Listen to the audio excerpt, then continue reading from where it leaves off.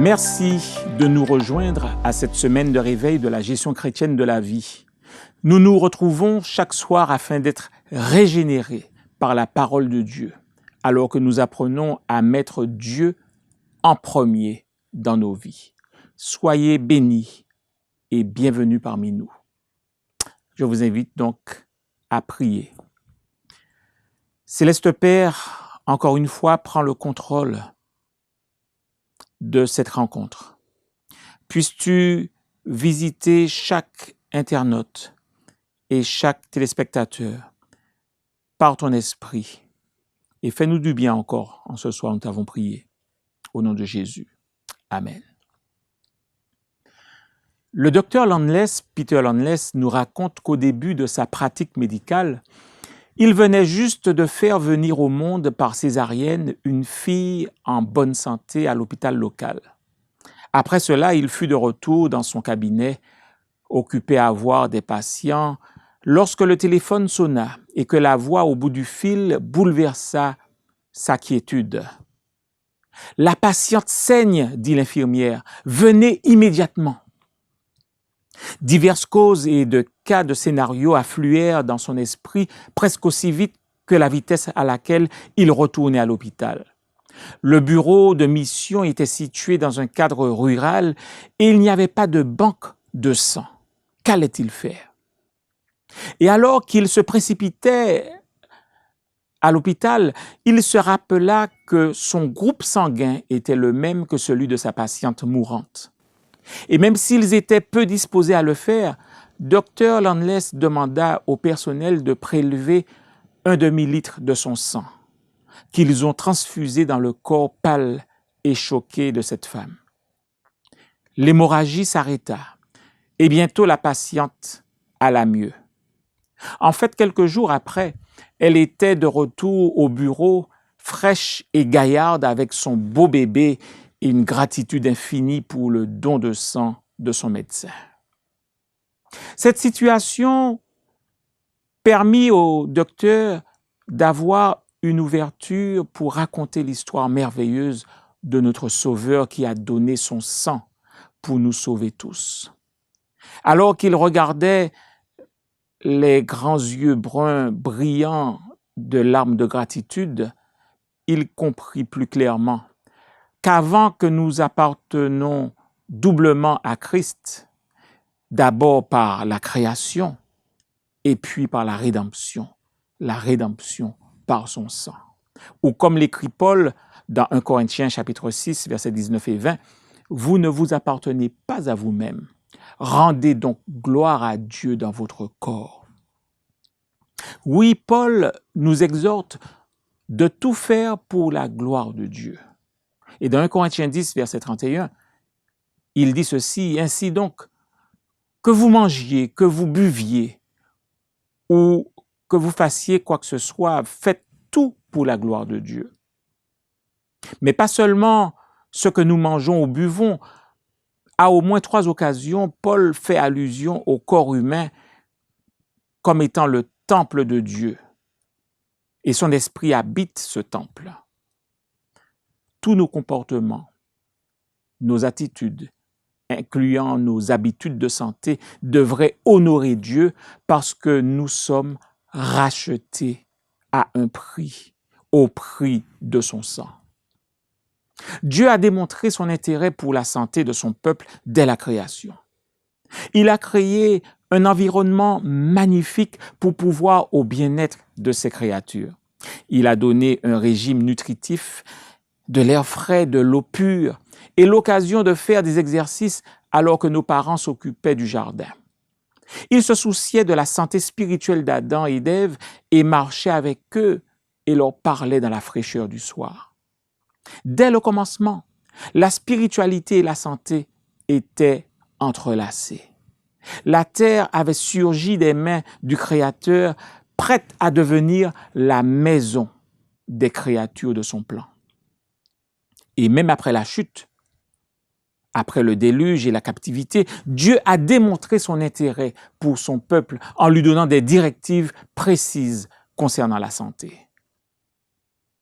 En vérité, dès le début de l'Ancien Testament, Dieu trouva bon de donner à son peuple des instructions sur une vie saine, incluant le régime alimentaire, l'hygiène, la propreté, le comportement sexuel. Ces instructions devaient être préventives et distinctives, et elles les protégeaient de plusieurs maladies qui frappaient par exemple les Égyptiens. Lorsque Jésus était sur terre, il guérit des maladies physiques et mentales, reliant le pardon des péchés au bien-être et à une vie abondante, avec un accent précis aussi sur la santé émotionnelle et mentale. Et de plus, Dieu a donné une instruction plus grande à travers les conseils d'Ellen White. En effet, pendant sa vie, elle fut le canal d'information qui façonna la philosophie de la santé et de la spiritualité de l'Église adventiste. Dans son livre « Le ministère de la guérison » à la page 12, nous lisons ce qui suit. En enseignant les principes de la santé, ne perdez pas de vue l'essentiel de la réforme, à savoir assurer le développement le plus élevé du corps, de l'âme et de l'esprit. Faites comprendre que les lois de la nature étant celles de Dieu, elles sont établies pour notre bien. Que notre soumission à ces lois nous procure le bonheur ici-bas et nous prépare pour la vie à venir. Dans Conseil sur la santé à la page 107, elle dit aussi « Notre premier devoir envers Dieu et autrui est celui du développement de soi. Chaque faculté dont le Créateur nous a dotés devrait être cultivée au plus haut degré de perfection pour que nous puissions faire le plus grand bien dont nous sommes capables.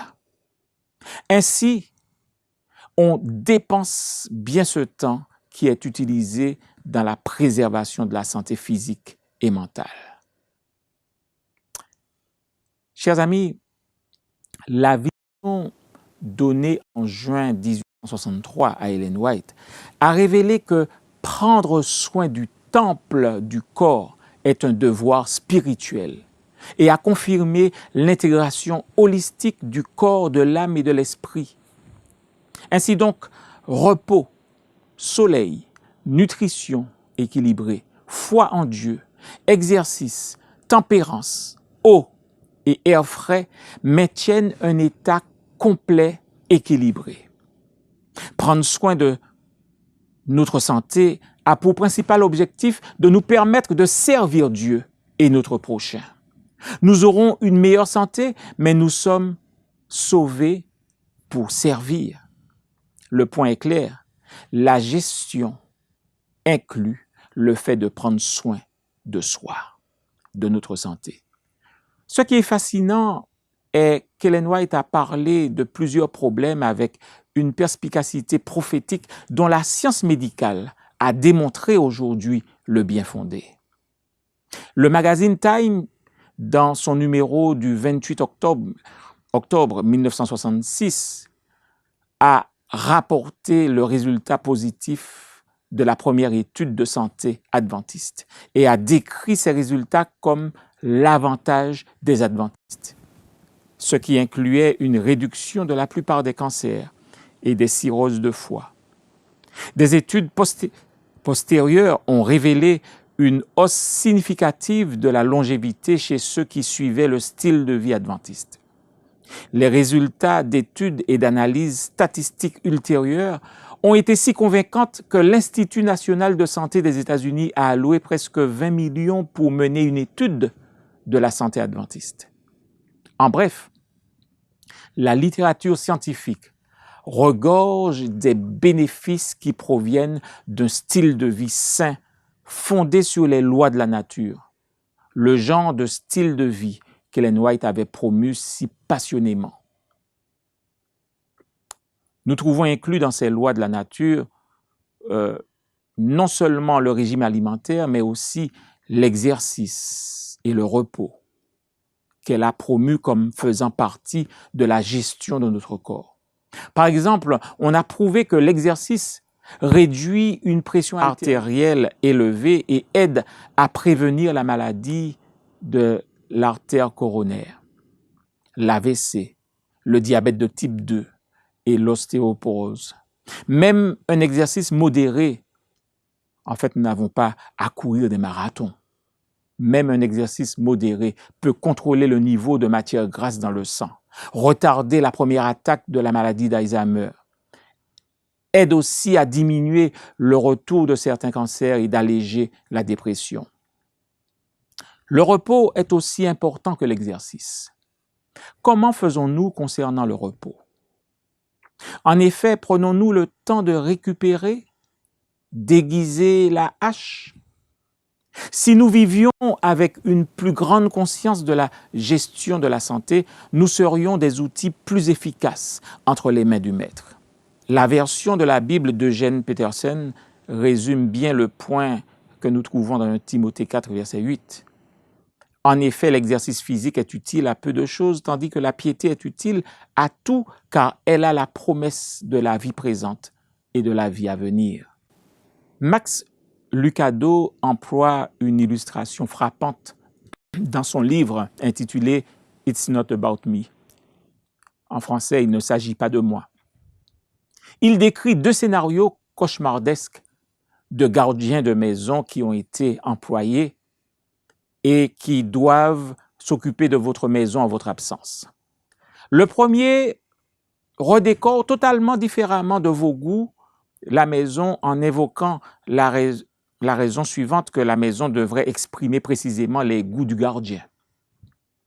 Face à cela, votre réponse immédiate serait « mais ce n'est pas votre maison ». La deuxième situation est une situation où la décoration n'est pas en cause, mais c'est la négligence.